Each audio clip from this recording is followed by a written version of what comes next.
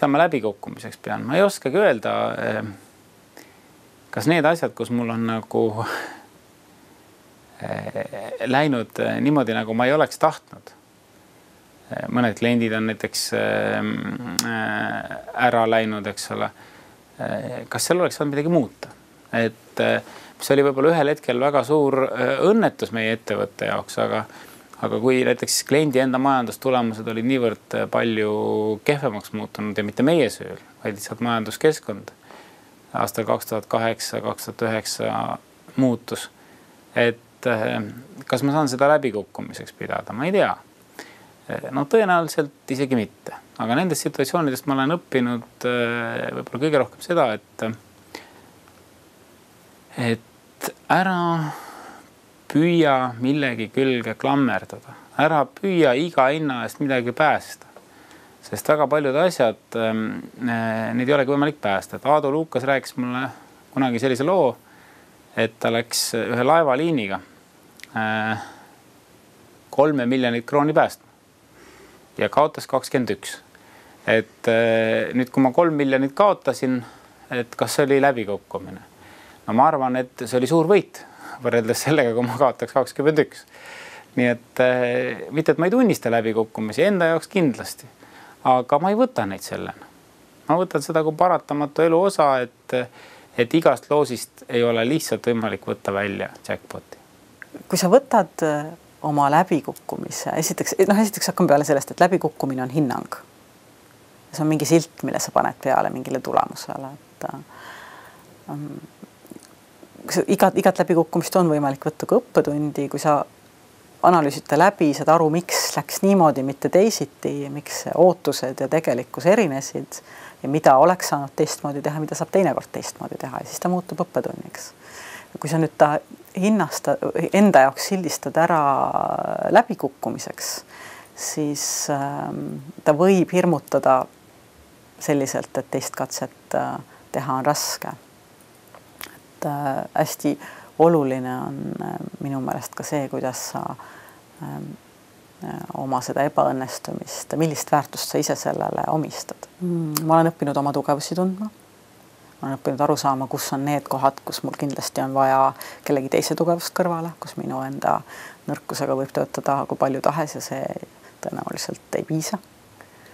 Ma olen õppinud kõige rohkem aru saama iseendast läbikukkumist. Õnnestumised annavad meile suhteliselt vähe, esiteks sellepärast, et meil ei ole õnnestumiste analüüsimise kultuuri.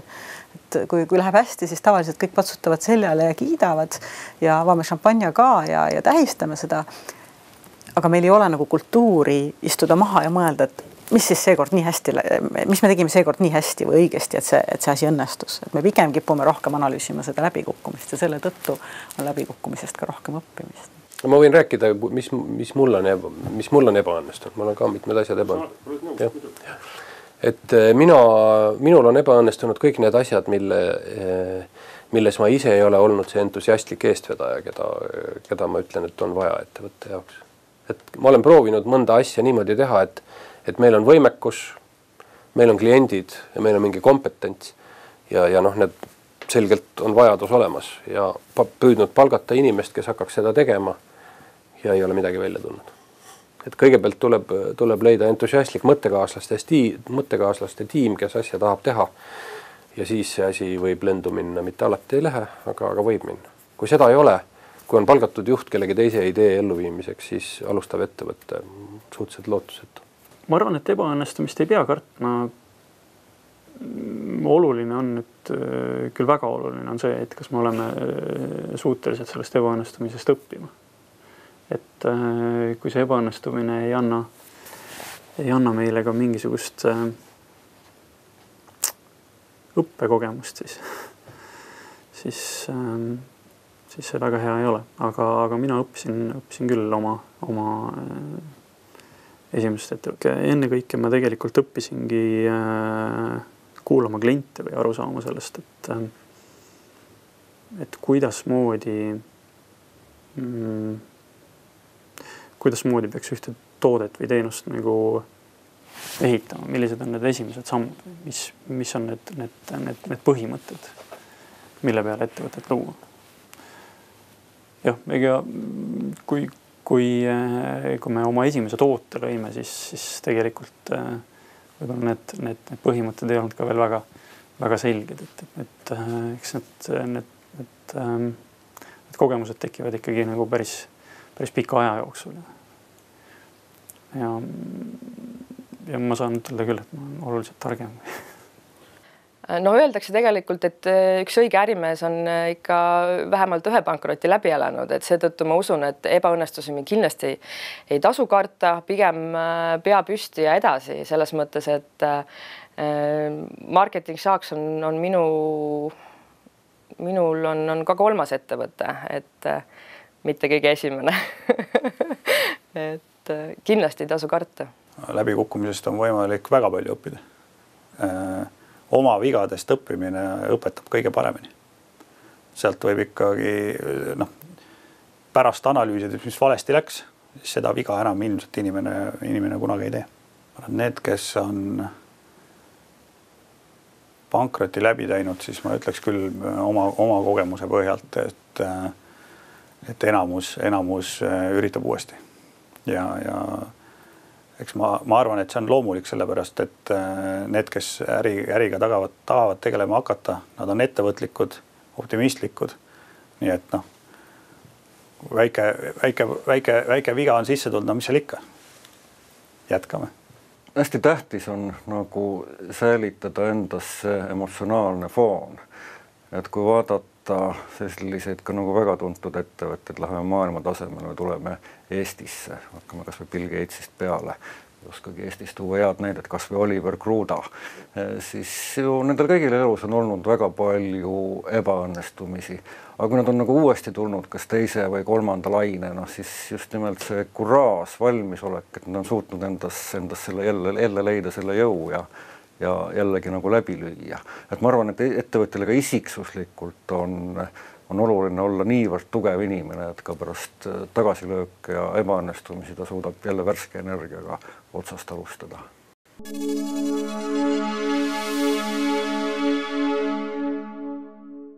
No iga inimese valulävi on väga erinevalt kõrgusel ja mõni kannatab. Ja lähtub printsiibist, kes kannatab, see kaua elab. Paraku ettevõtluses see tihtipeale ei ole nii, et kui sa kannatad, siis sa tõenäoliselt kaotad oma juuksed ja juustesse tegib halli ja kõike muud. Aga kaua peaks kannatama? No ei ole mõtet nüri järjekindlusega tegeleda valdkonnaga, kus sa näed, et ei ole potentsiaali ja perspektiivi ja kus on konkurents on väga tugev. Ja ma tahaks väga paljudele inimestele öelda, kes pöörduvad minu poole küsimusega, et äkki ole hea, aita mind. Ma tegelikult tahaks öelda, et ma ei näe selles valdkonnas mitte mingisugust tulevikku, et kõige parem oleks see, kui sa paneksid oma asja kinni ja paniksid uue ala.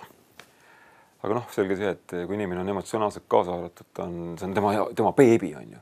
Ta on sellest panustanud aega, energiat, siis sa ei nüri järele kindlusega ikkagi loodad, et tegeled.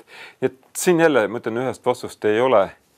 Inimesed on nii erinevad ja on ka olemas kindlasti ettevõtluse vormi, kus sa tõesti elad need rasked ajad üle, olgu selleks 5-10 aastat, võib-olla isegi rohkem ja äkki tekib läbimurre. Nii et teistpidi võttes võib ka see kannatus sihile viia. Nagu ka elus on tõusud ja mõõnad, samamoodi on ka ettevõtluses ja ilmselgelt esimese poole aasta pealt või isegi mitte aasta pealt ei saa otsustada, kas see ettevõte nüüd osutub 5 aasta pärast edukaks või mitte. Tähtis on analüüsida, vaadata, kuidas saaks paremini tõmmata võib-olla natuke ka kulusid kokku teinekord, vaadata, kuidas saada kliente juurde ja ilmselgelt pea püsti edasi. Kui see olukord on selline, et väljapääsu või ütleme, et see tundub nii, et ei olegi võimalik maksta, et äritegevuses on tehtud mingi valearvestus, siis peaks paraku mõtlema, et parem kiire lõpp kui lõputõudus. Ja kui tõesti olukord on selline, et tuleb teha radikaalne otsus, siis äriühing esitada kas pankrotiavaldus või kui on näha, et asi päris pankrotti ei lähe, siis alustada selle äriühingu likvideerimisega. kas nüüd ettevõtte kinnipanemine, et see kinnipanemine on ühe teise küsimuse osa, mis on võib-olla ärieetika ja et tihtipeale meil ka juhtivad ajakirjad ütlevad, et pankrott on normaalne osa elust, aga pankroti taga on tihtipeale ikkagi teiste inimeste panused nende äridesse. Sa vead kedagi alt, sa jätad kellelegi jääb maksmata. Võib-olla keegi on ehitanud oma äri väga pikalt, 10 aastat, võib-olla kauem, panustanud sinna tohutult oma aega ja siis sina oma pankrotiga tõmbad selle ühe liigutuse vee peale ja lihtsalt mitte, et teine oleks oma äri nagu halvasti planeerinud, et võib-olla jah, ta on oma riskijuhtimisel olnud võib-olla liiga usaldav, aga et selles mõttes pankrot on igal juhul nagu alatu käitumine kellegi suhtes.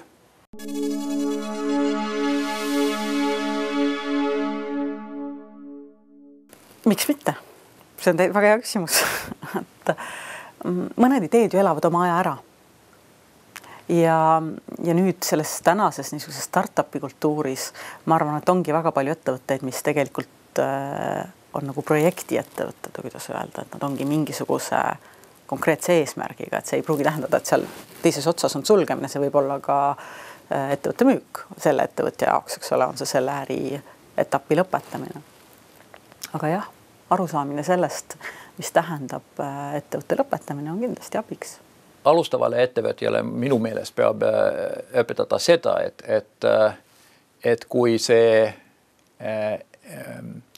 idee ei õnnistu ja seda ettevõtet peab sulgeda, niin tema ei ole märk siitä, että ettevõtmine oleks paha asia. Tema on kokemus. Loomulikult oleks hea asia, kui ettevõtjad saaksivat ka õppida seda, et okei, et kui kõik ei lähe plaanide pärast, nii et mida ma teen. Alustavale ettevõtjale õpetada seda, kuidas ettevõtet nagu lõpetada. Ma arvan, et sellel ei ole vist päris mõtet, sellepärast, et see kuidagi sisendaks sellist pessimismi. Küll aga tuleks teada, et millal tuleb ettevõtte lõpetamise peale mõtelda. Ja siin see põhireegel on see, et kui ettevõtja näeb, et äriühingu on püsivalt maksejõuetu või tema kohustused ületavad tema vara. Ja seda, selliseid momente ikka on, kus ajutiselt on selline seisund, siis ei ole midagi, aga kui see on näha, et see on nagu püsiv seisund, siis tuleb lihtsalt teada, et sellisel juhul tuleb astuda samme, muuhulgas kas leida täiendavat raha või kui see ei õnnestu, siis ka pankrotiavalduse esitada.